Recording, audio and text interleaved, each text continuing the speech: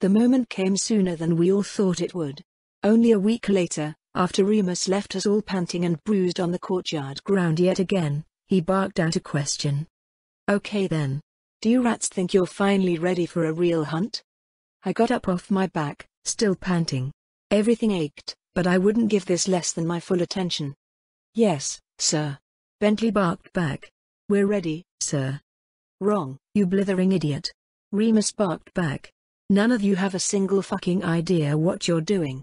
Yet nonetheless, we've got an urgent hunting request that's perfect for your team's skills. You'll all be going out tomorrow." Whoops and cheers erupt from our more boisterous members, which is to say Nora and Bentley. They high-fived each other as Orville nodded seriously. Even Penelope had a small smile. "What's the job?" I ask. "Burrow hounds," Remus answered. "They're mostly a vermin-class monster, but they can still cause serious damage to forests and structures. They have the potential to grow big as well, though if you're lucky we won't meet one of those on our expedition." "We're not lucky," I say flatly. Remus actually smiles. "Correct. So you'd best prepare your asses to get stomped on. I'll be coming with you, but don't expect me to do shit. I am your judge, not your lifeline." I sigh. Despite his words, he'll probably step in if someone's about to die, but even that guarantees nothing. Sudden, instant death happened outside the walls.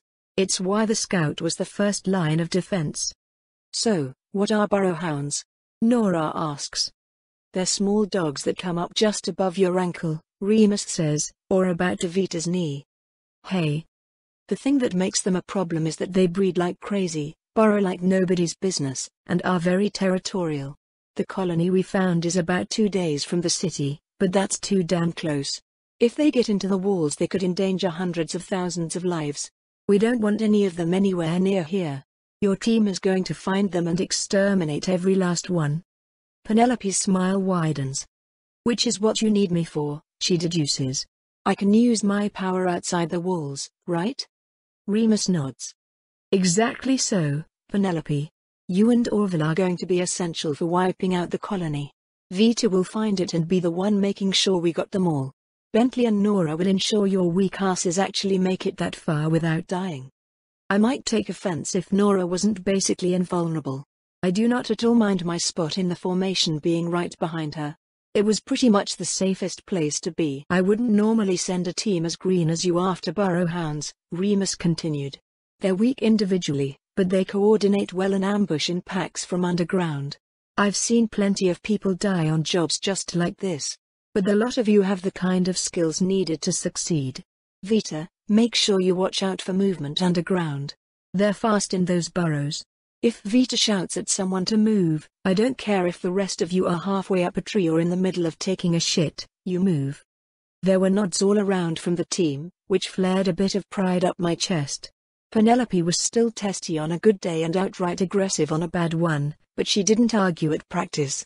Neither of us liked the other, but there was a begrudging respect. I'm the eyes in the back of her head. She was the lifeline that could turn me into an actual combat threat. The rest of my team was downright friendly, though I'm not at all confident that meant they'd keep secrets for me. Nora, at the very least, went to church every so once in a while. I couldn't help but be a little cautious of her after learning that. "What else are we likely to encounter outside the walls, sir?" Orville asks. "Everything," Remus answers bluntly. "Ecosystems can be created and destroyed overnight if a powerful monster roams through. Expect nothing, be prepared for anything. As for what I expect to find, thankfully not a lot. The area is stable for now, at least so far as we know. Probably a lot of insects, carnivorous plants, solitary predators, and mid-size herbivores. Stuff you can handle, unless you try to handle it all at once. The area in particular that we'll be heading through is jungle-like, so count on poor visibility and needing to cut our path forward." "No problem there, sir," Bentley says, saluting happily. I believed Bentley on that. We would probably be fine. Bentley's a great fighter, but rather than being particularly strong or fast tough, the thing I can't help but notice about him is that he never gets tired. He's not left a panting mess after training, he doesn't slow down as a fight drags on. He just keeps going. I suspect the whole team was happy to leave him the task of cutting through the underbrush. The spell Penelope calls hypermetabolize was basically perfect for him. It pushes his body to its limit and beyond, but burns energy reserves like crazy. Bentley barely seems to notice. Penelope once commented she'd try keeping it active on him all day if it wasn't literally illegal.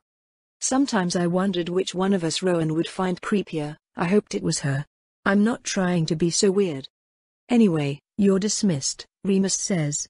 We leave tomorrow morning, and each of you may never come back. Get whatever you need to get ready before you go. I did some quick mental math. Sir? The colony is 2 days from the walls, so that's a 4-day round trip at least. I've not been taught to keep watch in my sleep. Remus raises an eyebrow. Bold of you to assume you'll get to sleep, Vita. I open my mouth, close it, then open it again. Was that a joke, sir? No. Sometimes on jobs you'll need to stay awake for days on end. But hopefully, this will not be one of those jobs. We'll be making camp well before nightfall, and you will sleep during the day. If you're able, it would be best if you hold the entire night shift. The difference between your senses and your team's will be even more staggering in the dark. But if you can't stay awake all night, be sure to get someone to take your place, understand? Know your limits. I nod. He nods back, and makes his exit. The team continues to sit on the grass, due to exhaustion from most of us and solidarity from Bentley. Let's make sure to do this perfectly, Penelope says seriously, sitting up into as regal a position as she can manage. I'm tired of being coddled by the old man. Easy enough of a thing to say, Nora answers, flat on her back. I agree, though. I'm stoked for this. Being our own hunter team, getting strong, making the big money? That's where it's at. Getting strong. It came as a surprise to me to learn how much of my team held that as part of the reason they became a hunter. It's true that hunters who lived were incredibly powerful, but I hadn't really thought about that. I plan to do the same thing, after all, but have a completely different way I'm going to go about it. However, I am stronger, even without eating any souls since joining the guild. My soul was just a tiny bit bigger than it was before. Same with the rest of my team, all natural growth, no blasphemy. Although I suppose I'm making assumptions about their soul-eating habits. People just got stronger when they got better at stuff, I supposed. Which made sense. Babies and children tended to have much smaller souls than adults, after all. I'm surprised Remus heard us talking earlier about dispersal, Penelope, Orville comments. Yes. I also assumed that was what he meant when he said you and I would kill the hounds. It is true that aeromancy would be ideal for pushing a biological agent down through a series of tunnels. Perhaps that is why our team was recommended so soon. Not to mention our omniscient little Vita. Nora says, cackling. Quit calling me little. I protest. I'm sorry, Vita, but you're like the smallest fucking thing, and it's adorable, Nora says, starting to get up. Like, all y'all are small compared to me, but Vita is just tiny. I'm growing. Probably. Speaking of, Penelope butts in, I should give everyone a checkup. If you're less than your best it will reflect on me. And we can't have that, Orville mutters. I laughed, enjoying the banter. It continued for a while, but eventually people started to break off. Bentley ran home to talk to his family, Nora went to get some food, and the rest went back to their rooms. I trudge up to my room after Penelope. I'd eaten a bit, but if she's giving checkups I want to talk to her while it was just the two of us. I've been stewing over a few things I want to say to her, but I'm just not sure how. Once inside, however, Penelope surprises me by being the first one to speak. Vita. Perfect. Come here, I'll need to check you out the longest. Okay? I approach and stand next to her, wondering what this was about. Do you have a general practitioner, Vita?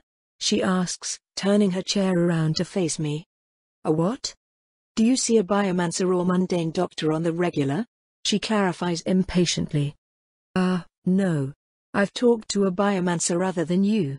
Once. Ever. Penelope takes an annoyed breath. Okay. Have you spoken with your mother recently? No, I'm still an orphan. Why are you asking me this stuff? Because you're going to start menstruating soon and I am daring to hope that I won't have to be the one to teach you about how to handle it. No such luck, I suppose. Take your armor off and lie down on your bed, let's get this checkup over with. Don't really have a way to respond to that, so I just do as instructed. Stripping down to my undershirt, I lie down, letting Penelope poke and prod at me. It's silent and awkward, so I let a little bit of what I were planning to say slip out. I, really am kind of interested, you know. She murmurs. In your research, I mean. How has that been going?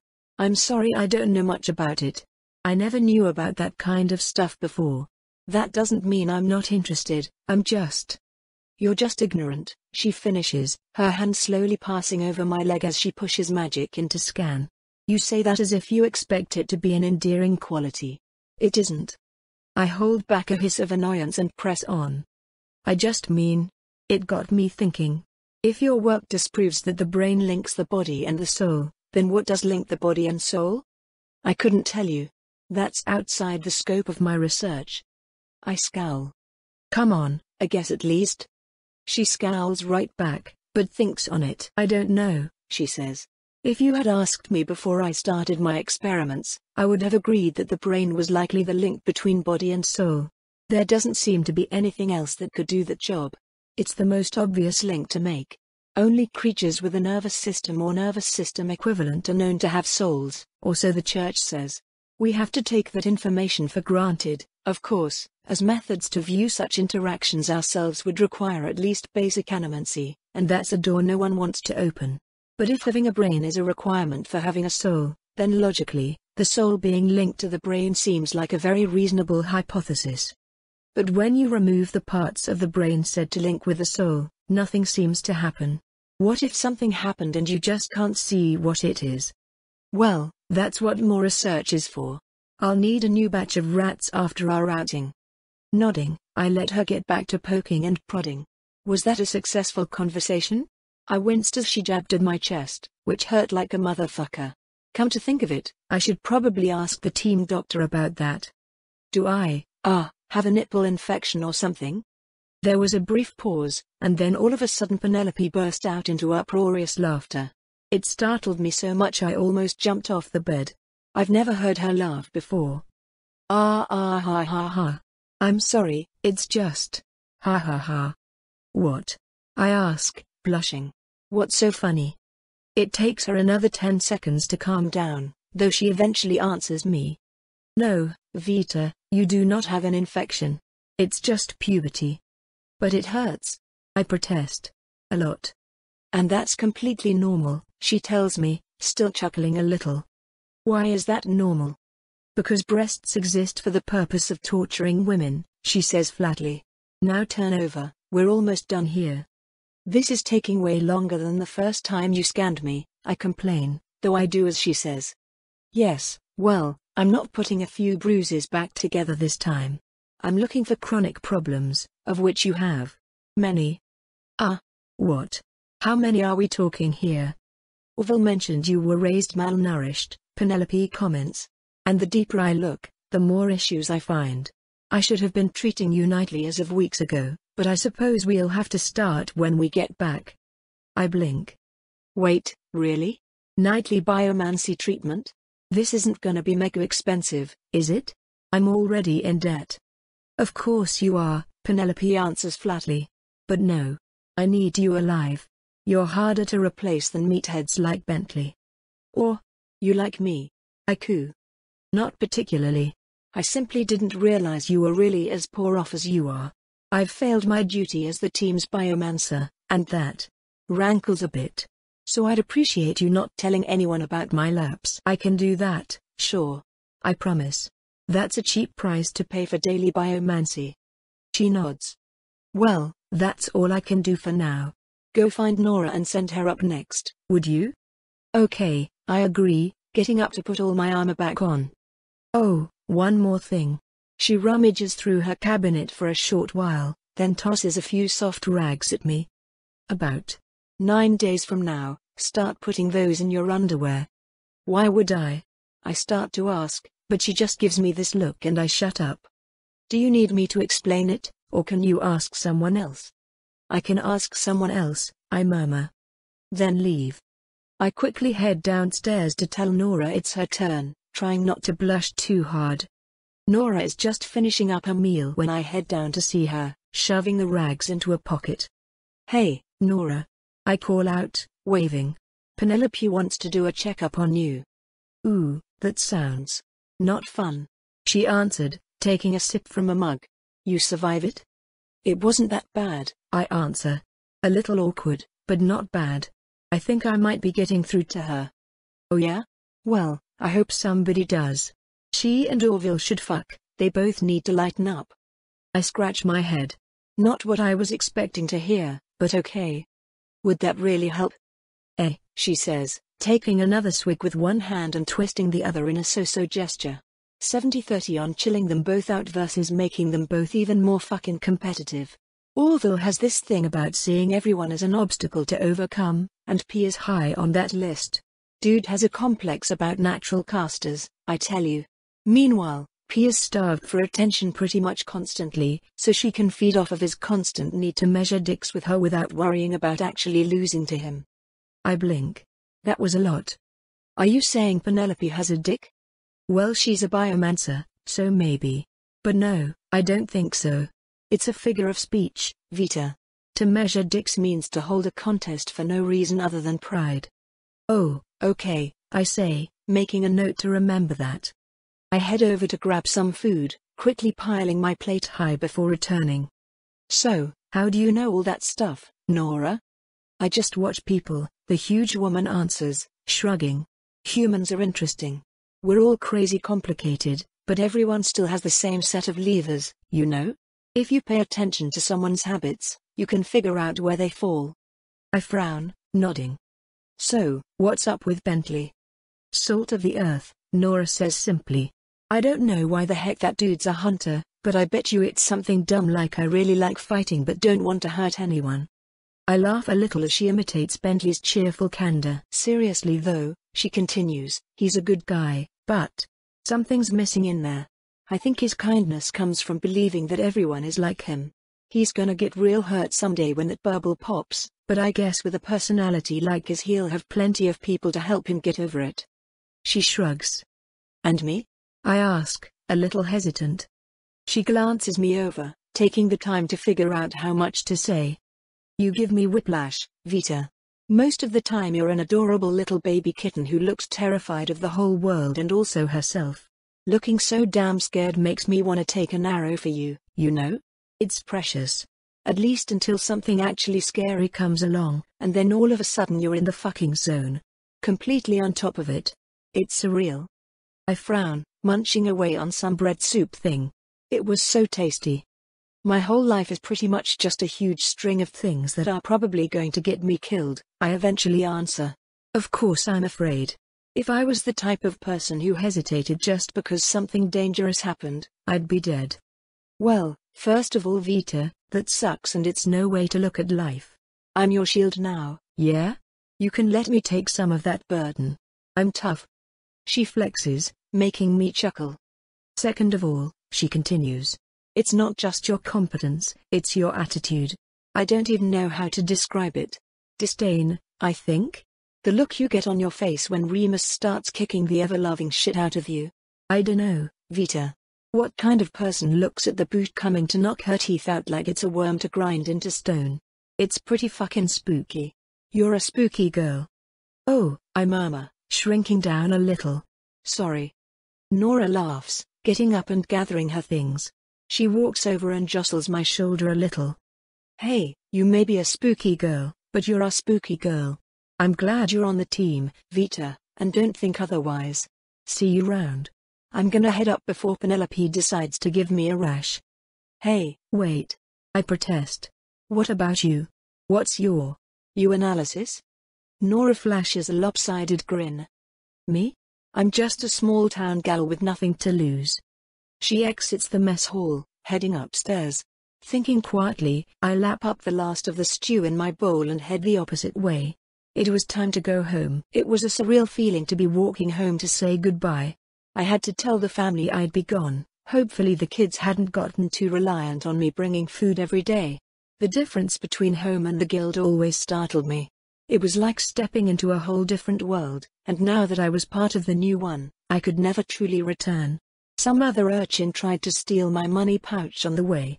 How often had I been the opposite end of that very interaction? I ran him down easily, my weakness of the past dropping further and further away. I felt like I'd betrayed something when I had to kick him to the floor to get my stuff back. It was easy, even with my hands full of food. I didn't kick that hard, so hopefully he wouldn't even bruise. Hopefully. I give him a small bread roll when he hands me my money back, telling him to eat it slowly. I needed that cash for my family, but, well, I wouldn't just become another Grig. I arrive home shortly afterwards, settling into routine. The usual tackles and hugs from the kids, followed by the usual distribution of food, and then finally the markedly unusual disappointment that Orville hadn't joined me. He did most days, but I didn't want to bother him right before the team's first hunt. When the kids all had food in their hands, Lynn emerged from the shack as well, her usual goofy grin replaced with a smile of pure pride. She walked over and hugged me tightly, letting the embrace linger. "Vita," she murmured. "Thank you so much. You've truly been a lifesaver these past couple weeks." "Literally?" I ask, raising an eyebrow. That was an important sort of clarification. She grimaces. "Maybe. I've kind of been relying on you. The broken Drockens seem to think that the help you're giving me means I have more time for them." I scowl. Were they trying to keep us all starving? "Well, make sure you tell them I won't be able to help for a while. I'm going on my first hunt tomorrow." Lynn's eyes go wide, a worried expression marring her freckled face.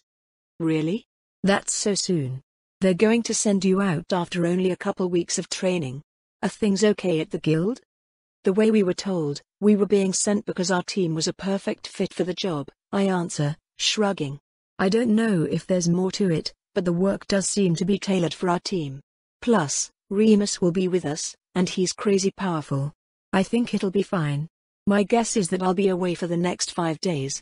You can count on me coming back richer and stronger." Lynn takes a deep breath before leaning down and scooping me up into another hug. It startled me so much that I almost grabbed for my spear, but legs dangling, I wrapped my arms around her and hugged her back instead. "You can count on the Drockens taking every last cent," she whispered softly in my ear. "They just want to use me. There's no intention of letting us pay off the debt." Damn. I had been afraid of that. "They should know better than to steal from thieves," I whisper back. "Tread carefully, Vita," she answers. "They don't control all this by chance." I nod and she puts me back down. "So. Wow. Your first big hunt, huh?" Lynn says, her usual goofy grin back on her face. "Don't be making me cry now, Vita. The boys already joke that I'm a mom." Well, she totally was a mom, but I don't know if it's a good idea to tell her that.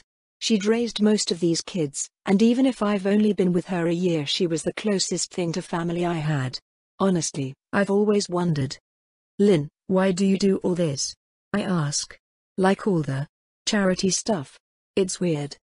She puffed out her cheeks a little, blowing out air. "Well, that's a doozy of a question, isn't it? Why do you do it?" I blink. What the heck was she talking about? "I owe you," I promised. "Nah," she said, waving dismissively. "You don't owe me shit, Vita. That's what charity means. I'll damn well take the help, but if you never wanted to come back here I wouldn't be surprised or disappointed. Nothing is actually stopping you from keeping it all, you know? So why do you do it?" Why was she pointing this out? Was this some kind of test? "I'm not really asking about me," I protest.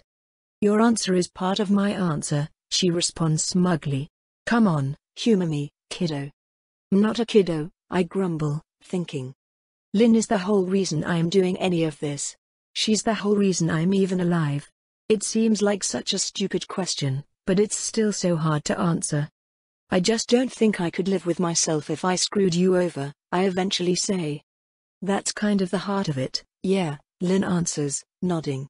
"We have to live with ourselves, or we die. Physically or otherwise. I'm a thief, kid. I don't know if I can not be a thief. There's nothing better than that rush of outmaneuvering everyone and running off into the night. But way back when I started to think, am I a bad person for feeling that way? I'm a criminal, for sure. I make my living by screwing other people over. That eats at me. So I start to steal from those who I think deserve it. Assholes, Hoarders, the kind of folk that keep the little people down. But it still eats at me. I'm still just some bitch that steals to steal. So one day I get the bright idea to give it all away. She indicates me, the shack, the kids themselves who are each paying rapt attention to the story. Lynn doesn't talk about her past. None of us do.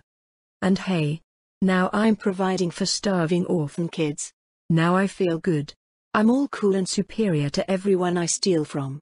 That's what you all are, my little excuses. She shrugs. I frown. But you care about us, right? More than anything in the world, she answers seriously. I would do anything for you goobers. Anything at all. It surprised me. I didn't expect to get so attached. I swallow, holding back on the urge to hug her again. Likewise, I choke out. Please stay safe while I'm gone, Lynn. Hey. That's my line. She laughs. I don't know what I'd do if something happened to you. Well, I know exactly what I'm going to do if something happened to her. I really, really hope it doesn't come to that. Lynn's smile drops a little. Hey. No need to make that kind of face, Vita. I'll be just fine. You focus on yourself, okay? I'll give Owen your love. I don't think he'll be back before you go. Oh, that sucked. Oh well, I'd hug him when I get back. Thanks, Lynn. For everything. I just wanna say. I trail off, the words catching in my throat. How could I express this to her? We know that we're not just excuses, Lynn.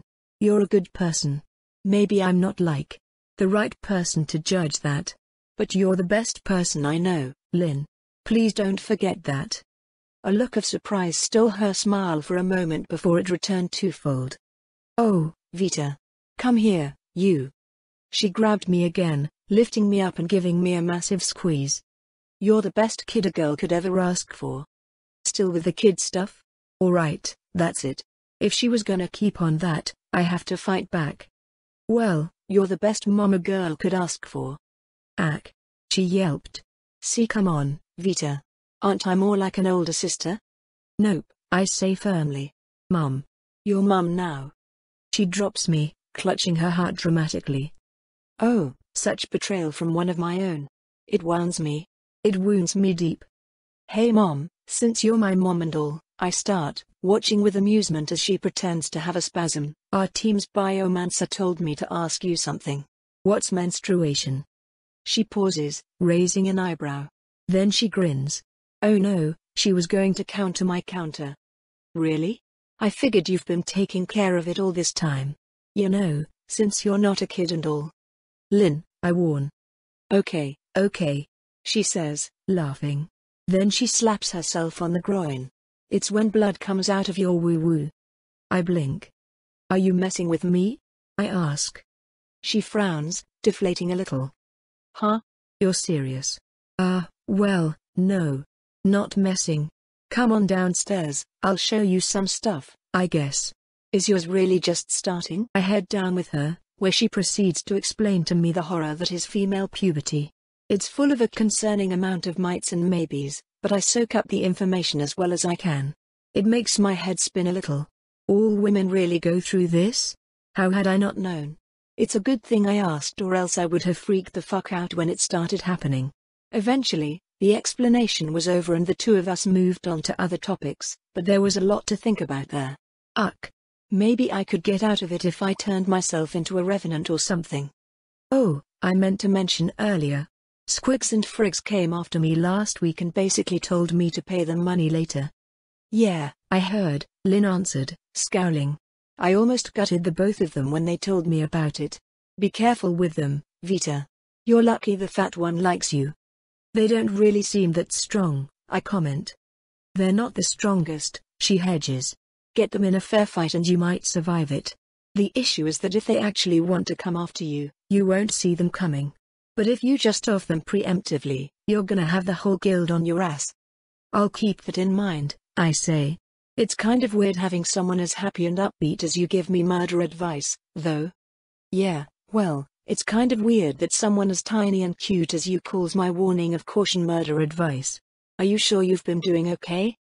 I have food now, I answer simply. There's more to life than food, Vita. Tell that to the starving. I stand up, stretching. It would be dark soon. Lynn walks over and gives me another hug, taking that as the goodbye it was. I happily return the embrace, squeezing her as tightly as I can. Good luck out there, she says. I'll be worrying about you the whole time you're gone, so be sure to come back here as soon as you can, okay? Okay, I promise. I head back up the ladder, say goodbye to the kids, and return to the guild house just before dark. Nora is already snoring when I arrive in the room, Penelope burning the midnight oil to concentrate on her rats. I'm sure whatever she's doing takes intense concentration and skill, but to me it just looks like she's holding a rodent and having a staring contest with it. It takes quite a bit of effort to suppress my urge to laugh at that, but I succeed. With both my teammates occupied, I suppose I should try to get some rest before the big day. Undressing and plopping onto bed, I cuddle up with Roscoe and follow Nora to Dreamland.